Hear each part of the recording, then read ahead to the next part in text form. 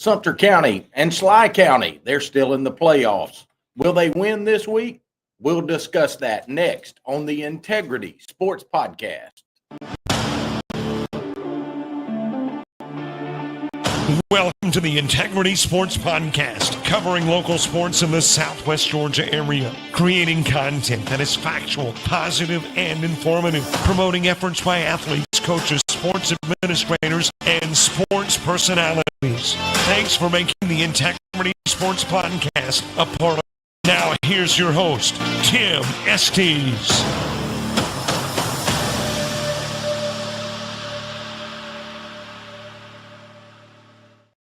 Hey, and welcome on in to the Integrity Sports Podcast. We are live at the Roman Oven Pizzeria in Americus, where tonight we'll talk playoff football. Before we get started, let me thank our sponsor, Harper's Tree and Stump Removal. If you have any tree trimming, tree removal, or stump removal needs, Harper's Tree and Stump Removal has you covered.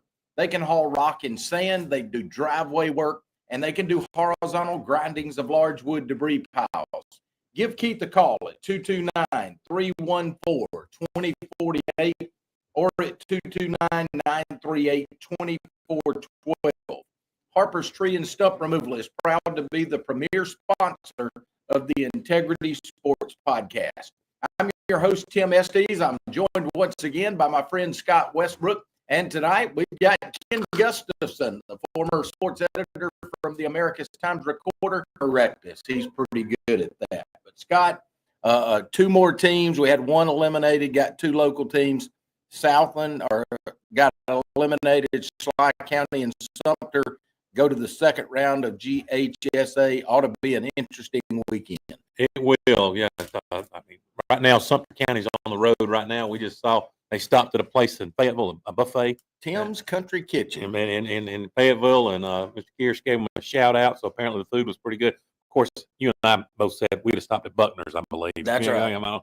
But anyway, they may have had some deal worked out with Tim. But yeah, I would have thought they'd come up with a better name for the restaurant too, but that's neither here nor there. But Southland, they're out. We'll handle that. But Sumter County on the road and Schley County hosting Jenkins County. Absolutely. Southland Academy in the regular season went 6-4. Pretty good start after going 0-2 the first two games. Chance Jones and his staff really turned that thing around. They won their first playoff game against Central Fellowship. That put them at 7-4 and put them in the semifinals of the Georgia Independent Athletic Association Class AA playoffs. But they had to go to Southwest Georgia last week. And I tell you what, that running back from Southwest Georgia is really good. We said you're going to have to stop him. I think in addition to not being able to stop him, Southland had some key mistakes, especially sometimes early in the game. And it's just tough to overcome that at this level. You know, usually if you're playing a mediocre team during the season, sometimes you can shake off those mistakes. But when you're, right on the cusp of playing in the state championship game, it's hard to get the momentum back. Southwest Georgia Academy dominated by a score of 42-7. So they now advance to the state championship in Class AA GIAA. And they'll take on Brentwood. Brentwood is 11-1. Southwest Georgia Academy comes in at 11-1 as well. So, Scott, it ought to be a good one there. It should be. I think Brentwood, is the favored team in that. So we'll just see how it plays out. Scott, what I want to do before we get off of Southland is just kind of take a look back. It was good to see Mac McMichael. We know he lost his entire junior year to injury, came back as a senior, stayed healthy for every game. And we saw how much of a difference that made in last year's team and this year's team. We said that over and over again. It's almost like we beat a dead horse. The injury bug was just so tough for Southland to overcome last year, but they had a pretty healthy year this year, and we see how far it got them. And we bragged on their offensive and defensive lines all year long. Those guys in the trenches did a great job. I don't know who all the seniors are that they're losing, but we have mentioned several guys that really played well the whole season.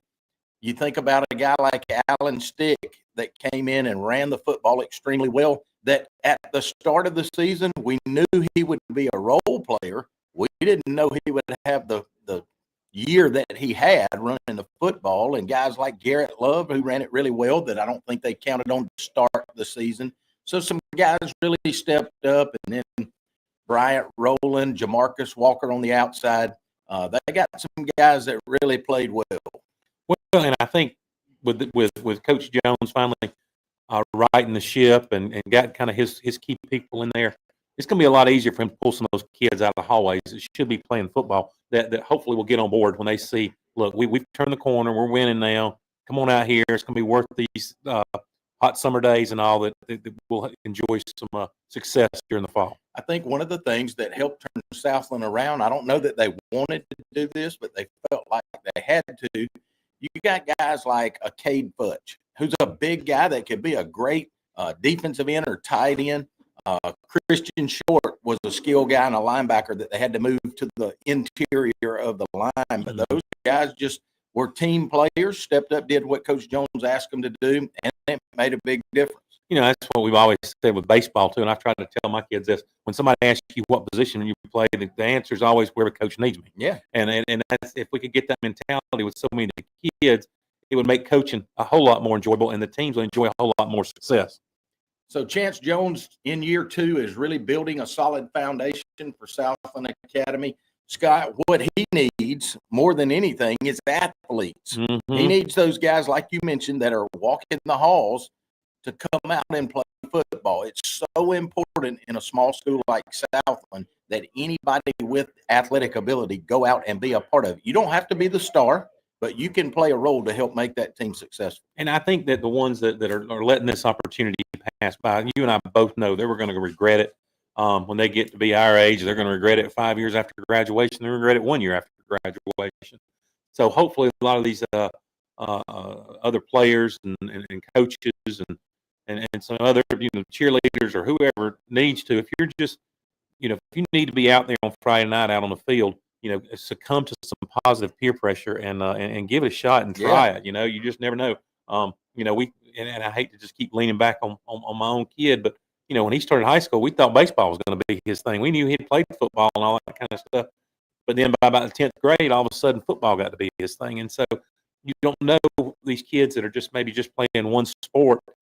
They don't know what opportunity might be out there for them if they just try it. You're exactly right. I do know this. My buddy Cade Ledger will be back, and he did a great job at center this year. Mm-hmm. Don't know if that's where he'll be next year, but he'll come back as a senior next year, and we'll look forward to watching him. But, Scott, kudos to all of the Raiders, to their coaching staff. They did a tremendous job this year, and it's been a lot of fun to follow them. And their fans and the band and even we'll begrudgingly give their athletic director William Rooks a little bit of credit here too, So we'll we like to pile on him any opportunity we can. That's right. I want to thank our friends at Custom Auto Sales. They're located at 907 Martin Luther King Jr. Boulevard.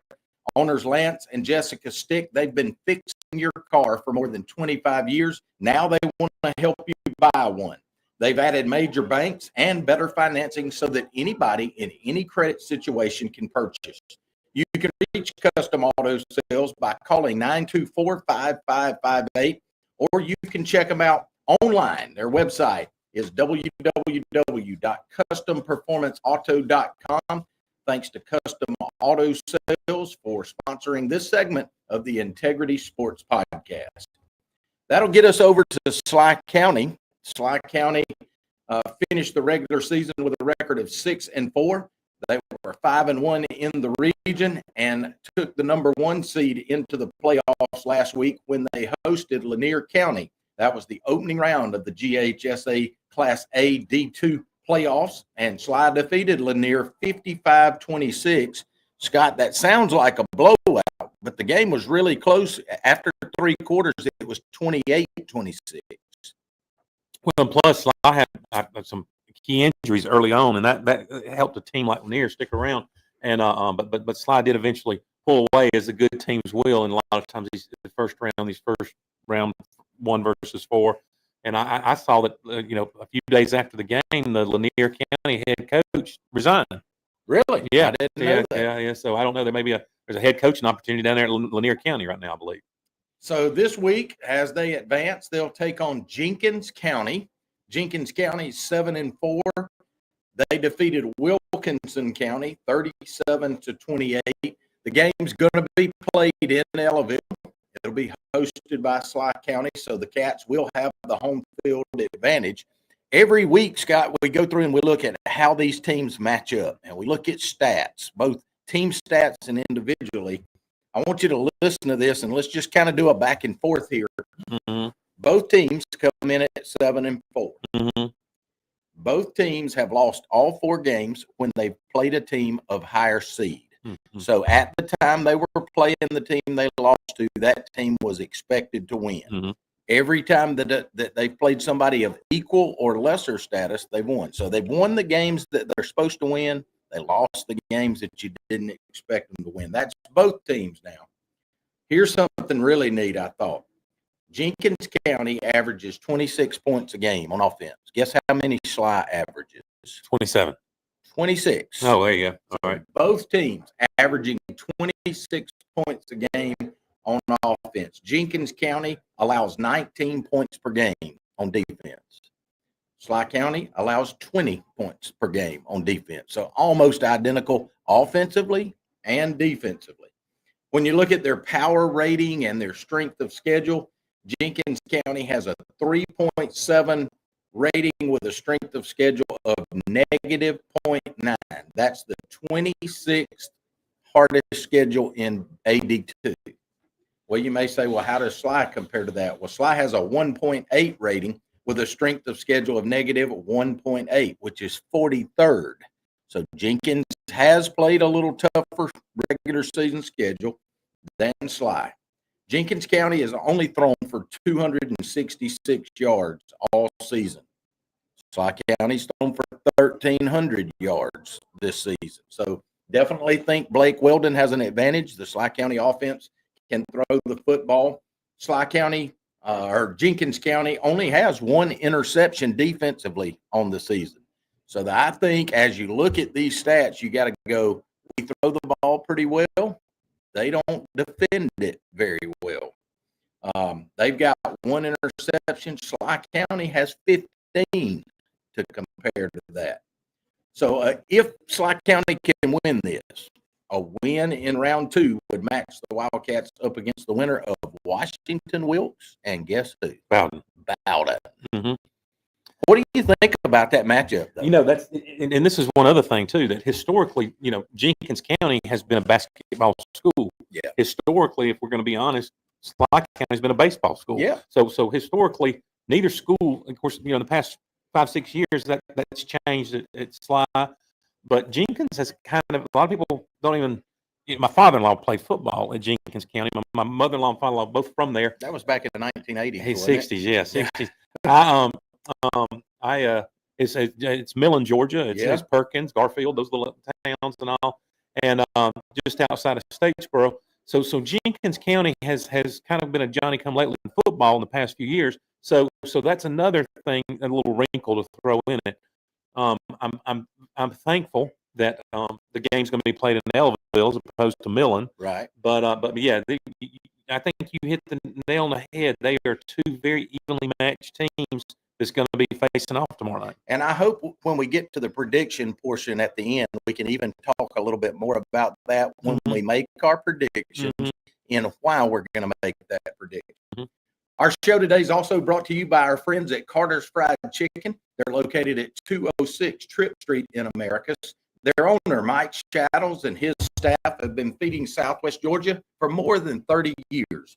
They offer a daily lunch special that features baked or fried chicken, vegetables, and some of the best desserts around, and they do it all at a very affordable price. Carter's Fried Chicken supports all of our local area schools. Thanks again to Carter's Fried Chicken for sponsoring this segment of the Integrity Sports Podcast. That'll take us over to the Sumter County High Panthers. It's been a lot of fun this week following the social media pages of people like Coach Will Rogers and school board member Vince Kearse, who's got a son that's a real star on this team. These folks are really getting fired up, and they should. I got a chance to go over and watch Sumter County last week. And I'm telling you, Scott, this team's really special. As long as they're peaking late, man, that's just the most important thing right now is that they can peak and late in the season and ride that momentum on into the playoffs. And it looks like they're doing just that. So the Panthers are now 10-1 on the season. They defeated Kip Collegiate 42-7 last week. I tell you what I liked about Will Rogers.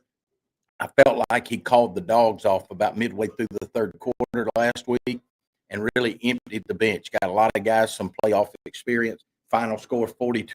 It very well could have been 60-something to 7. This week they travel almost to Tennessee, all the way up to North Chatsworth to take on the North Murray Mountaineers. North Murray is 10-1, so a very formidable opponent. North Murray's only loss on the year came on October 31st, Halloween night. They lost 49-7 to a very good Rockmart team. Yeah, that's it. And a lot of people, North Murray, another school that, down here in South Georgia, we don't necessarily hear that much about, but they've got some pretty famous alumni. And I think we covered that a couple of weeks ago, or at least last week, with Lad McConkey. Yep. And Billy Napier is from Chatsworth. Right. He was at Murray County. Murray, okay. North Murray. Okay. Well, then, yeah, but they're still from the same, Same town. chew little Yeah. same dirt and all and everything. So it may not be a well-known football powerhouse, but they've had some pretty good football talent come out of that town. They in have. that area. North Murray's rating is 16.9 by the Maxwell rating system. Their strength of schedule was at 1.8.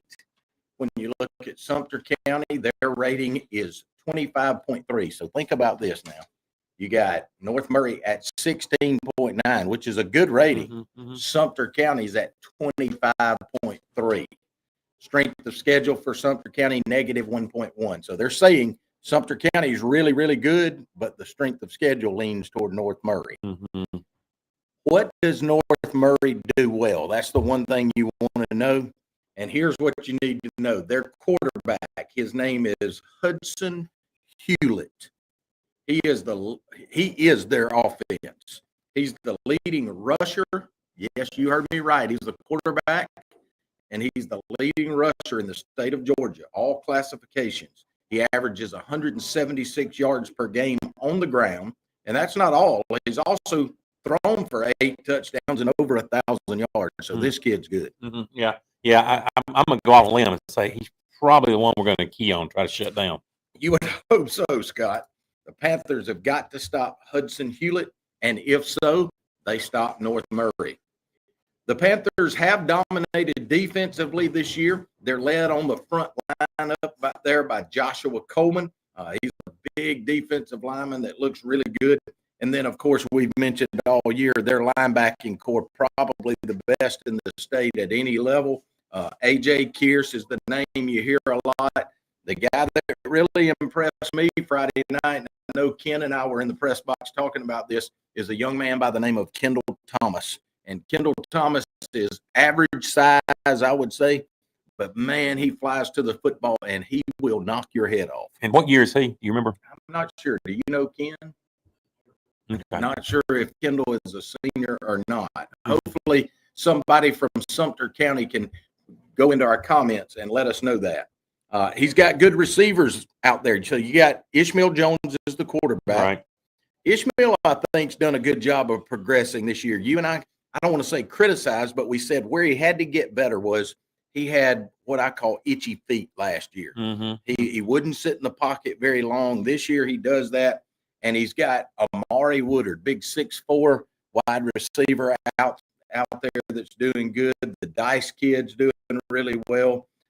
Robinson, the freshman, he's really, really impressive. And a new guy popped on the scene this week, freshman Jaden Galloway, who's a former middle school state champion in track, great athlete, good basketball player, went across the middle, grabbed one with his hands and took it in the end zone. So good to see two freshmen, Robinson and Galloway, already contributing for the Panthers.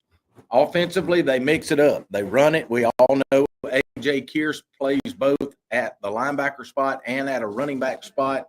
They've also got Keyshawn Tatum, who does a good job. He's kind of a scat back, little quick guy. Mm-hmm. But Scott, this team is really full bore. I mean, they've got an incredible defense. They mix it up and have a balanced offensive attack. And their biggest weapon to me is their field goal kicker, Juan Aguirre. And see, the one thing that we don't talk about and measure a lot of times is the discipline. The fact that they're not going to get rattled. You're not gonna see them, jaw-jawing and getting silly personal fouls and stuff like that. They're laser focused. And that was one thing we saw early on is the discipline, and it pays off on Friday nights. And I think that's one of the things that goes. It doesn't get the credit it deserves, especially whenever you're in a very close game and things can easily get off the rail. I'm glad you mentioned that. I forgot about that. There was a situation Friday night, fairly early in the game, I'd say midway through the second quarter, where Sumter County made a tackle on the Kip sideline, and the running back got up swinging and trying to push. And normally when that happens, you see teams kind of get in that huddle and they go after each other. What happened in actuality was Sumter County grabbed their guy by the hand and everybody went to the other side of the field. What does that tell me? That tells me that they're well coached and that Will Rogers and his staff have said, we don't need anybody ejected. We're going to be who we are, and we're going to play our game, and we're not going to get into anything stupid. And that's what, the first year Will Rogers was here and we went to some of their practice, we saw that the very beginning. We saw that was his foundation right there. And, it's funny you say that. It was like, I can remember one time years ago, Taylor County, when I was their PA announcer, they had a football player, and he died a couple of years ago, but he was completely deaf. Phenomenal athlete, phenomenal fullback, phenomenal linebacker. Just one of the and a lot of times, this was Coach Kirksey was there. The coaches the next week would say, "Hey, your best player on the field." His number escapes me right now. Whatever it was, like 48 or something. I don't remember. But, that's your best athlete. You get on the field. And he said, well, he's completely deaf. He said, you're kidding. They didn't even know. And I remember one time on a kickoff, he got up and he dropped the hammer on the return guy, and he jumped up, and that return guy got up and wanted to jaw with him and all that kind of stuff. He ran, and then finally one of those players said, he's deaf. You can talk to him all you want to. He's deaf, man. And I thought, man, what a great trait if you could just teach our kids to sit there and be deaf when these kids start that, and then it never escalates. That's right. Scott, I think this game with Sumter County and North Murray comes down to just a couple of things. Number one, can Sumter County go up there and be themselves? Mm-hmm. They're good enough if they're just themselves. Don't try to do anything spectacular. Do what you do best. And can you stop Hudson Hewlett? Oh, yes. I think, I'm sure the film's been watched. I guarantee you the players have been in the film, and we know the coaches have. So hopefully that's going to be something that we can see early on that maybe they've figured out a way to slow. You're not going to stop them if you can slow them down and be one of these bend not break defenses. That's going to be what's going to tip the scales. And a win tomorrow night would advance the Panthers to round 3, and they would face the winner of Pierce County and number 1 seed Carver Atlanta. Yeah, so we can go ahead and figure on Carver Atlanta because Pierce County kind of tailed off at the end of the season. They lost some games they shouldn't have lost. So that's right. I know they lost to Crisp County and to Appling County. See, that's 2 games they should have won. So you're losing. It doesn't concern me as much if you're losing games at the beginning of the season because you can fix that. But if you're losing games late in the season, it's hard to get that train back out of the station. Tonight's show is also brought to you in part by Marty McDonald State Farm Insurance, located at 925 Martin Luther King Jr. Boulevard in Americus. Go by and see Marty, Mary Lynn, or any of their fine staff and let them discuss your insurance needs with you. They can even do the famous discount double check to make sure you are receiving all of the savings available to you. Give them a call at 928-3686 or look them up on Facebook. Thanks again to Marty McDonald State Farm. And remember, like a good neighbor, State Farm is there. Scott, a few other area playoff games. As I started going through this today, putting together our script, I realized, boy, we had a lot of folks knocked out last week. Mm-hmm. But there are some teams in our surrounding area that are going to be playing. The first one, Lee County at 8-3, got a big win last week over Sprayberry. This week, they travel to 11-0 Langston Hughes. Yeah, Langston Hughes is just, I mean, you talk about athletes and you talk about stack and you talk about a winning tradition that has just come out of nowhere for them. That's going to be, I don't care. I'm going to have to go Langston. I went with Sprayberry last week and it cost me a win, but I'm going to have to go with Langston Hughes on this one. Well, it's funny you say that because the Georgia High School Sports Daily Maxwell rating system has Langston Hughes as a 15-point favorite. Mm-hmm. I'm going to jump in that boat with you, and I think Lee County's season comes to an end this Friday night. Deerfield Windsor, they're in the state championship of the GIAA Class AAA. They'll travel to Mercer on Friday night to take on John Millage Academy out of Milledgeville. Mm-hmm. Maxwell Ratings has John Millage as a 7-point favorite. It's funny, John Millage, nobody could touch him for so long, and then something happened, and now they got to be where they're untouchable again. I've got my theories, but I'll keep it to myself. But Deerfield's had a great season. I'm hoping they win, but if John Millage has got the strength that they used to have, and the personnel that they've been able to add that maybe they didn't have the past couple of years, John Millage is probably going to pull that one out. I'm going to go with Deerfield Windsor in this one. My good buddy Tommy Clark, his son plays over there, and Keith Micklig's son is a part of that from Georgia Southwestern. We're going to pull for them. It's so close when you look at the stats. We're going to go with Deerfield Windsor and say they're going to claim the state championship. In the Class 4A of GIAA, you got Stratford out of Macon taking on Brookstone out of Columbus. That's going to be a tough one. I read an article today.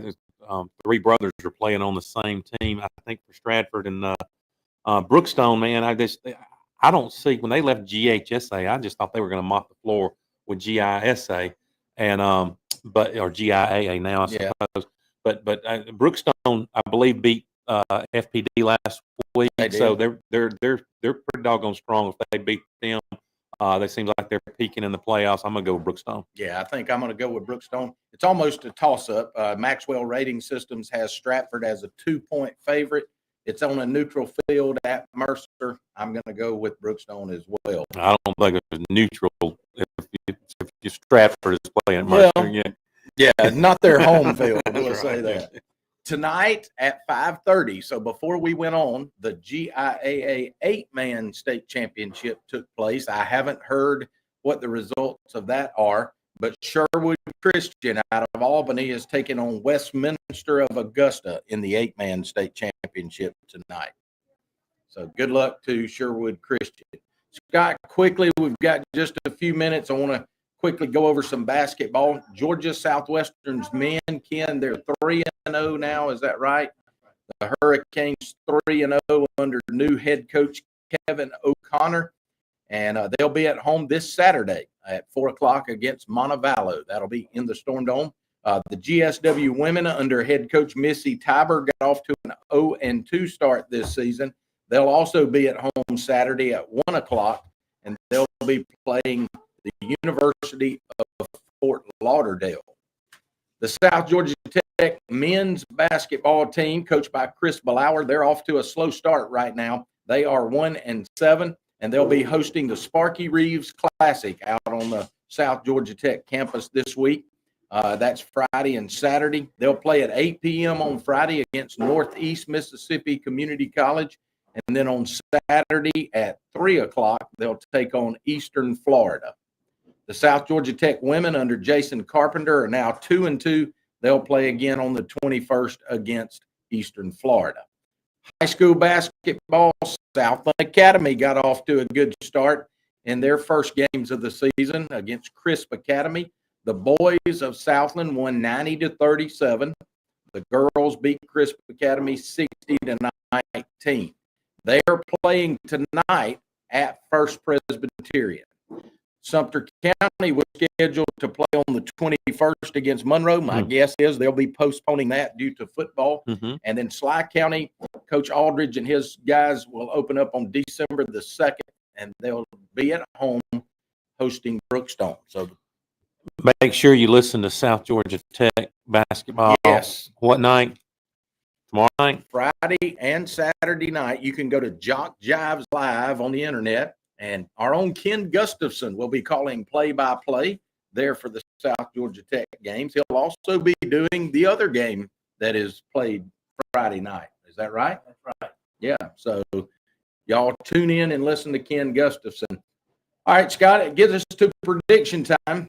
Schley County 7-4 hosts Jenkins County at 7-4. When you throw all the numbers together, the Maxwell rating systems list Jenkins as a 4-point favorite. I think, and you're going to disagree with me on this one, but I'm going to tip the scales in Schley County's favor.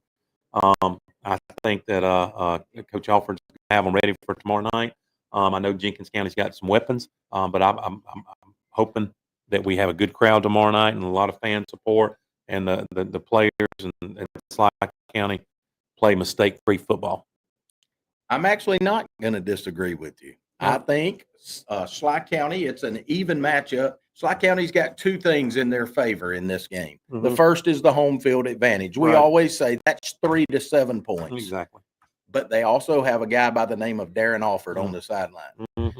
We've got a ton of confidence in Darren. I think he'll have them ready between his game prep, the players playing and executing that game plan, and the fans at Schley County. I'm going to say Schley County can pull this one out in the end. All right, Sumter County 10-1 travels to Chatsworth to take on North Murray, who is also 10-1. Scott, we already went through all the comparisons of that. Maxwell Ratings says that Sumter County is a 20-point favorite. And I think that when you got one player to shut down, it's easy for me to say, but when you just got one player to shut down and you've got as many, with Sumter County, we've said this year in and year out, yeah, there's some stars, but that defense has got 11 stars. We may not mention all 11 of them, but there's 11 very capable players. We ain't, when I say we, Sumter County, not trying to hide a single player. You can run at either one of our players, and fearlessly they'll match up against you. That's one thing I think is that's going to tip the scales and bring home the victory for Sumter County tomorrow night. I think you're right. I'm going to go with Sumter County. I think it's going to be more than 20 points. That defense can stop Hudson Hewlett, and offensively, the Panthers have been piling on the points. We got a lot of confidence in those kids and Will Rogers. And last I heard, Sumter County fans had already filled 2 fan buses. My goodness. And we're trying to get a third one filled. So good job to the Sumter County fans.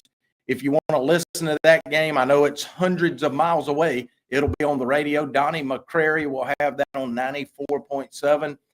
So tune in to 94.7 and listen to that. If you want to listen to the Schley County game, it'll be on 98.7, and Rusty Tundy will have that. So, Scott, it's been a good show tonight. I want to thank Ken Gustafson for joining us tonight as well. Scott, any final thoughts before we sign off? I'm just tickled to death. I think Sumter County, especially right now, is peaking and going to hopefully just steamroll right on through, and we get to make a trip to Atlanta in a few weeks. That'd be a lot of fun. We want to make sure that you're aware. We're grateful for you watching this. Thank you for tuning in to the Integrity Sports Podcast. Please go to our YouTube page and hit the subscribe button. And whatever platform you're watching on tonight, make sure and like and share the video. 2 weeks ago, we had 3,500 people that watched it. This week, we almost hit the 3,000. We were in the low 2,900s. That's still good here in Sumter County and the surrounding areas. We appreciate it. Ken, put your clothes back on. We want to thank our sponsors, Harper's Tree and Stump Removal, Carter's Fried Chicken, Custom All Sales, and Marty McDonald. You are something else. Go out and support your local teams. Listen to them on the radio. Again, for my friend Scott Westbrook, for Ken Gustafson, I'm Tim Estes. Thanks for watching. So long, everybody.